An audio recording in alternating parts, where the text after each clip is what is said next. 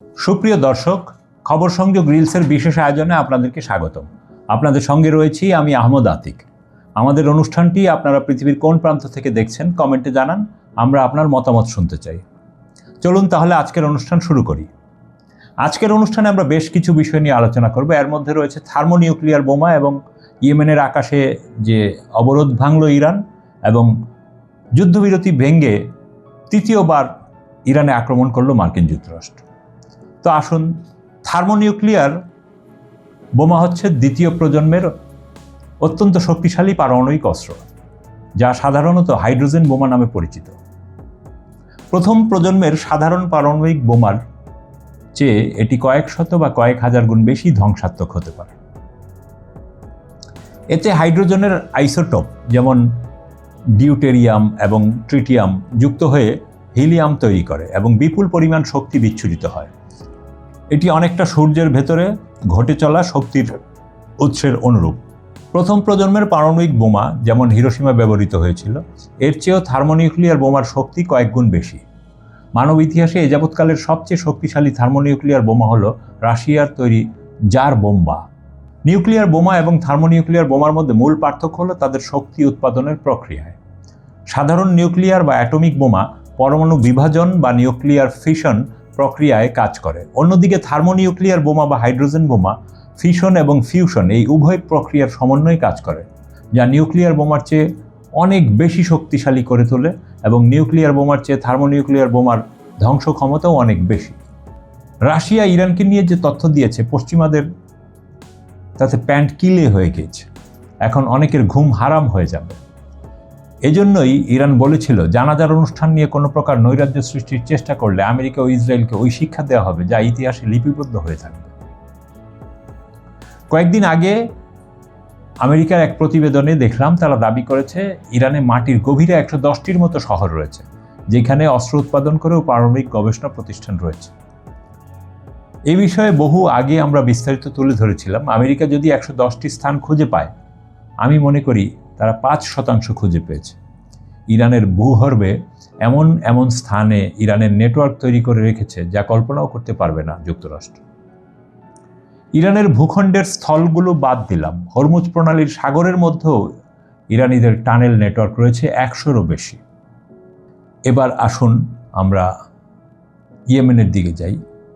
Ayatollah খামেনির জানাজায় অংশ নেওয়ার জন্য ইয়েমেনের প্রতিরোধ লিডারশিপকে মাহান এয়ারে করে ইয়েমেনের সানায় পৌঁছানোর ঘটনা পুরো আঞ্চলিক শক্তির ভারসাম্যে নতুন মেরুকরণ।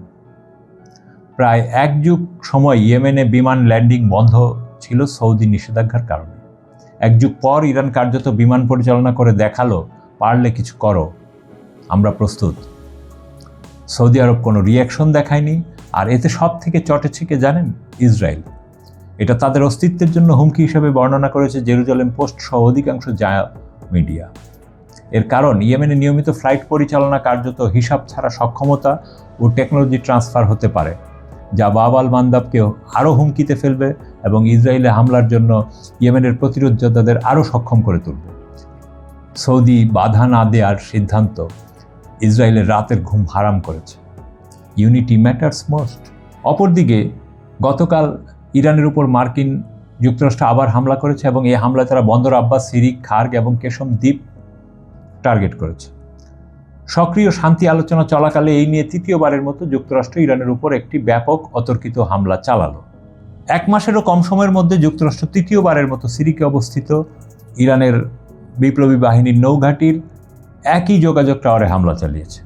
তারা বন্দর আব্বাস বিমানবন্দরের উত্তরে অবস্থিত বিপ্লবী বাহিনীর বিমান প্রতিরক্ষা ব্যবস্থাতেও আঘাত হেনেছে। মার্কিন সেন্ট্রাল কমান্ড জানিয়েছে 7ই জুলাই মার্কিন বাহিনী ইরানের বিরুদ্ধে নতুন করে হামলা চালিয়েছে এবং নির্ভুল অস্ত্রশস্ত্র দিয়ে 80টিরও বেশি লক্ষ্যবস্তুতে আঘাত হেনেছে। সেন্টকম দাবি করেছে এই হামলা ইরানের বিমান প্রতিরক্ষা ব্যবস্থা, কমান্ড নেটওয়ার্ক, উপকূলীয় রাডার সাইট, জাহাজ বিধ্বংসী ক্ষেপণাস্ত্র সক্ষমতা এবং হরমুজ প্রণালীর ভেতরে ও আশেপাশে থাকা ইরানের বিপ্লবী বাহিনীর 60টিরও বেশি ছোট নৌকাকে ক্ষতিগ্রস্ত করা হয়েছিল।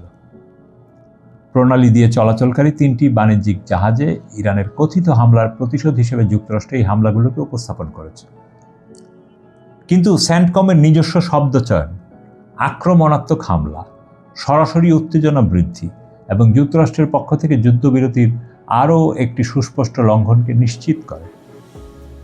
যুক্তরাষ্ট্র আবারও মার্কিন ইরান সমঝোতা স্মারক উপেক্ষা করেছে এবং ইরানের বিরুদ্ধে তার আগ্রাসন বাড়াচ্ছে। সর্বোচ্চ নেতার শেষ বিদায় উপলক্ষে লক্ষ লক্ষ মানুষ যখন প্রতিশোধের দাবি জানাচ্ছে, ট্রাম্প তখন শাসক গোষ্ঠীর হাতে বড় ধরনের প্রতিশোধমূলক হামলার জন্য একটি সুস্পষ্ট সুযোগ তুলে দিলেন। জবাবে ইরান বাহরাইনের মার্কিন ঘাঁটির দিকে ব্যালিস্টিক ক্ষেপণাস্ত্র নিক্ষেপ করেছে।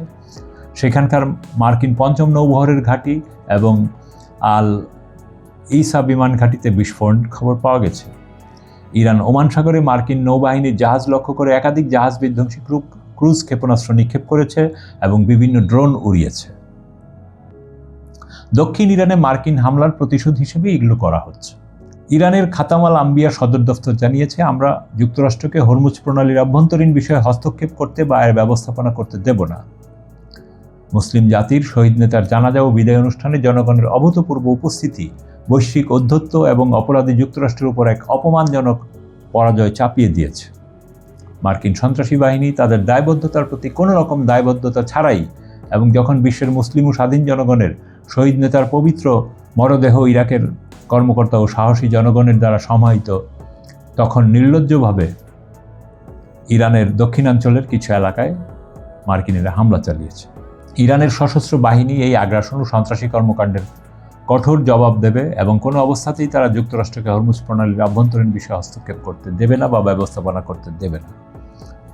পুনরায় উল্লেখ করা হচ্ছে ইরানের খাতামুল আম্বিয়ার পক্ষ থেকে যে হরমুজ প্রণালীতে বাণিজ্যিক জাহাজ এবং তেল ট্যাঙ্কারগুলোর জন্য একমাত্র নিরাপদ হলো ইসলামী প্রজাতন্ত্র ইরান কর্তৃক নির্ধারিত পথ। এই ব্যাপারে আপনার মতামত কি? কমেন্টে জানান। ভিডিওটি লাইক করুন, শেয়ার করুন এবং চ্যানেলটি সাবস্ক্রাইব করে বেল আইকনে ক্লিক করুন যেন পরবর্তী খবর মিস না হয়। দেখা হবে পরের অনুষ্ঠানে। ততক্ষণ সুস্থ থাকুন, ভালো থাকুন। খোদা হাফেজ।